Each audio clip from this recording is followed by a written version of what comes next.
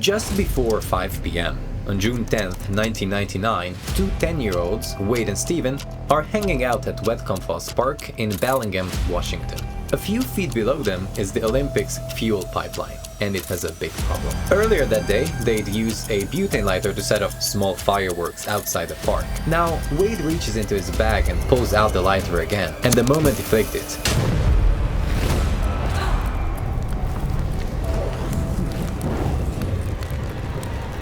in order to learn how we got there, we have rebuilt the entire pipeline to show you step by step how a series of missed warnings and bad decisions lined up to put the entire city of Bellingham at risk. 911, there's a big smoke. The sky is smoke. Okay, 911. Yes, I'd like to report an explosion. 911. There's been an explosion in the whole sky. Certainly no one had any reason to believe that this community would very soon be turned into the scene of a horrific disaster site. According to the NTSB timeline, by around 3 p.m., controller Kevin Divig is starting his afternoon shift at Olympic Pipeline's Control Center in Renton, Washington. He's been in pipeline operations for about 15 years, long enough to be used to dealing with alarms and pressure spikes on the system. Most of his time goes into watching a 400-mile fuel pipeline system that runs from Whatcom Country down toward the Portland area, all controlled through a system called SCADA, short for Supervisory Control and Data Acquisition. SCADA is basically the pipeline's dashboard. Valve positions, pressure readings, pump status. It's everything controllers need to keep fuel moving safely. That afternoon, Kevin made his routine call to Arco's Cherry Point refinery, giving the go-ahead to start the next fuel transfer. And within 15 minutes, gasoline began flowing south. On the surface, everything looks routine. But can you guess what's the worst thing that can happen during gasoline transfers? Well, a few minutes later, the control system throws an unexpected alert. Pressure rising at abnormal rate. Kevin does what he's trained to do. He sends a command to start a second booster pump at the Woodinville station.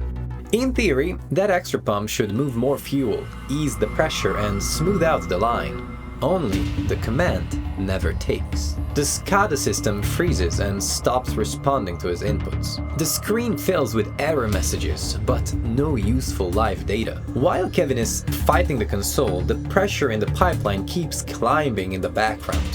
1,300 psi, 1,400 psi, peaking near 1,500 psi, far above the normal operating range. And it looked like the worst thing was actually coming true. Further north at Allen Station, alarms start going off with the same warning: critical pressure rising. Technicians move to shut a pump down, but an automatic block valve at Bayview has already started to close, trapping pressure between facilities. In theory, that valve should help contain a problem, but in practice, it makes things worse. Pressure spikes in the segment of the line upstream. Back in Renton, the main SCADA computer is lagging so badly that it's almost impossible to see what's happening in real time.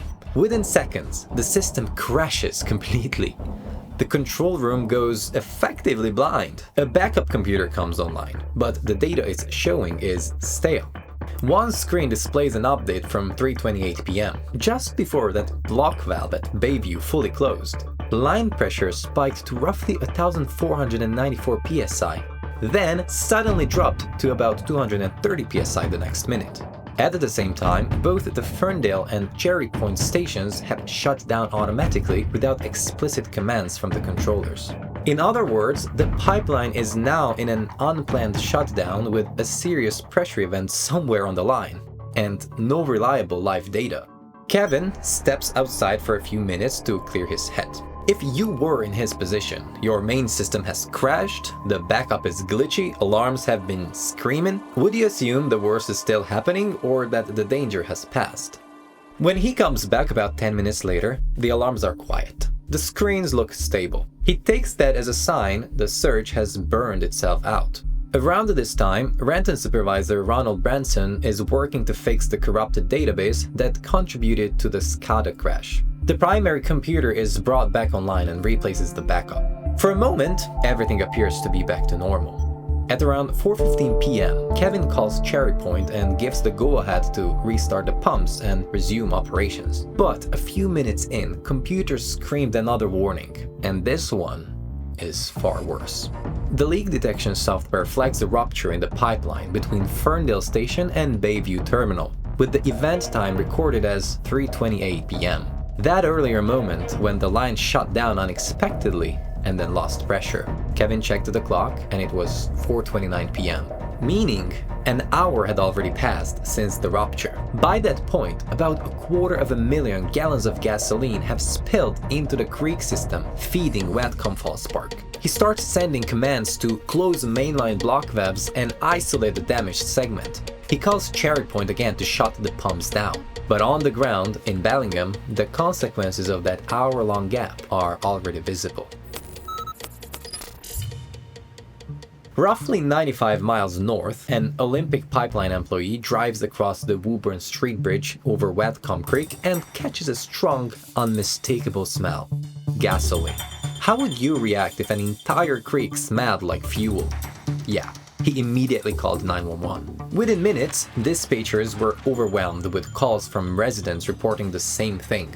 At the Bellingham Fire Department, firefighter Ryan Provencher got the first alert. He quickly geared up, drove toward the creek, and the moment he stepped out of his vehicle, the fumes were so strong that he had to cover his mouth instinctively. Looking over the bridge, he saw something that would later be described in the reports as apocalyptic. Watcom Creek had transformed into a moving river of gasoline. Within minutes, police and firefighters arrived at the scene, throwing up barricades and pushing civilians back from the creek banks. The situation was so bad that one spark, even static electricity, could ignite the entire area. Around 4:45 p.m., Battalion Chief Ron Morehouse arrives and orders a command post set up near one of the bridges. When he sees how fast the gasoline is moving downstream, he realizes the stakes are higher than anything he's dealt with in his career. Bellingham's 70,000 residents were now in burning danger. If the fire follows the creek into downtown, you're suddenly talking about homes, businesses, and critical infrastructure at risk, not just the park. Search teams, including Ryan, start following the creek toward Watcom Falls Park, trying to find the rupture point. With each step, the fumes get thicker. News outlets begin reporting hazmat alerts along the creek. At this point, people know gasoline is in the water and air, but nobody knows when or if the vapors will ignite. By just before 5 p.m., deeper inside the park, Wade and Steven are near the water again. Wade pulls that butane lighter from his bag. With no idea that gasoline vapors have turned the creek into a long fuse, he clicks it. A wall of fire races down the creek bed. Trees and bush along nearly a mile and a half of shoreline ignite almost at once, and a column of black smoke climbs tens of thousands of feet over Bellingham. On the ground, firefighter Ryan Provencher was moving across a small footbridge when he heard the explosion. A shockwave rolled through the park. The next thing he saw was a wall of flame pushing straight toward his position. He and his crew dove for safer ground and barely cleared the path of the fire front.